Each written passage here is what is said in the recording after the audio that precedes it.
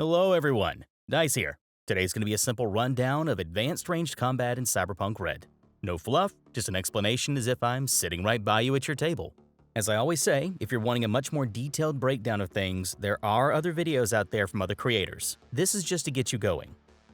If you've not seen the video on ranged combat yet, I really recommend it before using this one. This may not make much sense otherwise, because I'm going to be going into the few things I did not cover in that one. And I'll link it below in the description and up above here. I think they're called cards, maybe? Yeah, it'll be above here. As always, I'll keep this as brief and as simple as I can, and I'll keep it as smooth as possible too. Now, right off the bat, I want to discuss aimed shots. To do an aimed shot, you of course just need a weapon that can pull it off. A weapon will tell you if it can or can't be used for aimed shots. Melee included, but 9 times out of 10 you'll be doing this with a ranged weapon. To do an aimed shot, you must call it before rolling, and then you take a -8 to your check to hit. If you do hit, you get an additional effect. Simple as that. You have 3 different aimed shots that you could possibly make. You can go for the head, which deals double damage if you hit, and is the only time head armor comes into play. You then have held item as a target, which is that good old shooting something out of your target's hands, but you must deal at least 1 damage over their armor to do this. And then, the leg shot.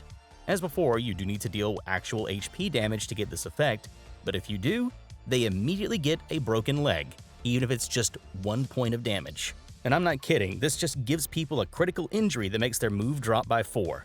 My players are headshot happy, and have an astonishingly good track record in nailing them too.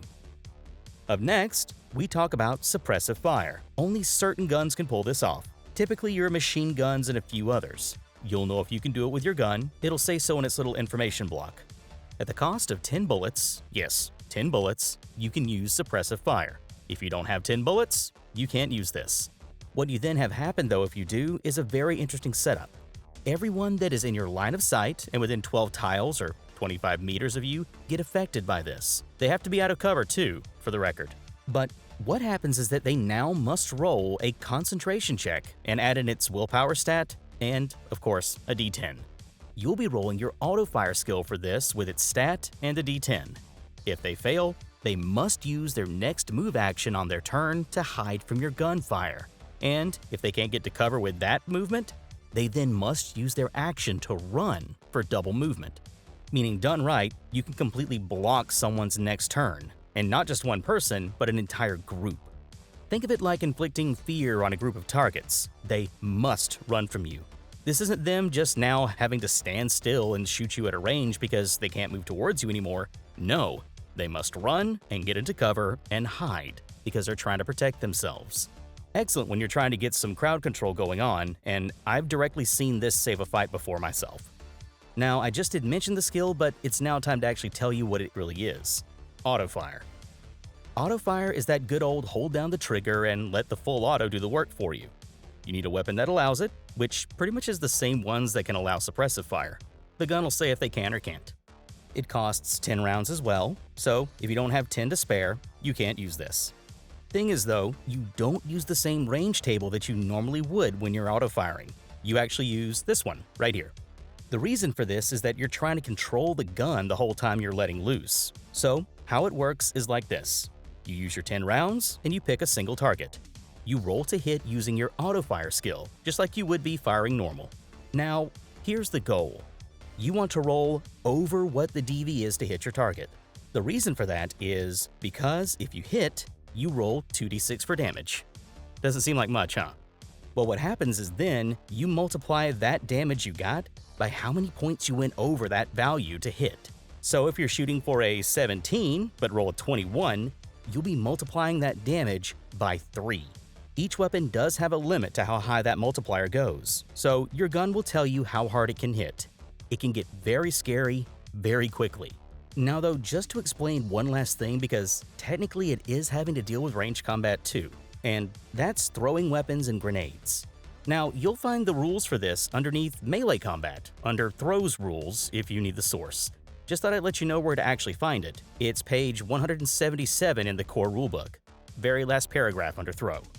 But essentially to throw a weapon or a grenade, you'll be basing your roll off of the grenade launcher range table. But you cannot throw past 25 meters, or 12 tiles for the record. It's a roll of your dexterity, plus your athletics, and a d10. Depending on what you throw, you can throw up to 2 things per turn. Grenades follow the same rule, but if you fail to roll what you need to, your GM can pick where they want that grenade to land, which can go very, very badly. Speaking from experience, I thought I was safe, and no, I wasn't. That door didn't save me. But that covers some very common things that you'll run into that are not just baseline ranged combat rules. The only thing I didn't really speak on is shotgun slugs and shells, which really are just slugs are long range and shells are 3x3 directly in front of you and nothing else. Remember, when using Autofire or Suppressive Fire, it's a rate of fire of 1, so no, you can't do 2 Autofires in the same turn. Aim shots are good fun, but they're hard to hit.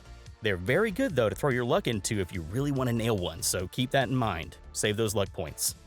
After the last nutshell video though we did over netrunning, Z and I both have you all covered soon. There will be 2 more netrunning videos. One will be going over programs in Black Ice, and the other will be the example netrun. We'll keep it simple, straightforward, and we'll slow it down a bit too. Look for both of those coming up soon. And due to Shocky Sparks reminding me in the Discord, a vehicle combat one is coming out soon. Look at y'all, keeping me all busy. It feels weird doing these long videos instead of shorts now. Anyway, I hope you all are well, take care of yourselves, and I hope you all find a good table.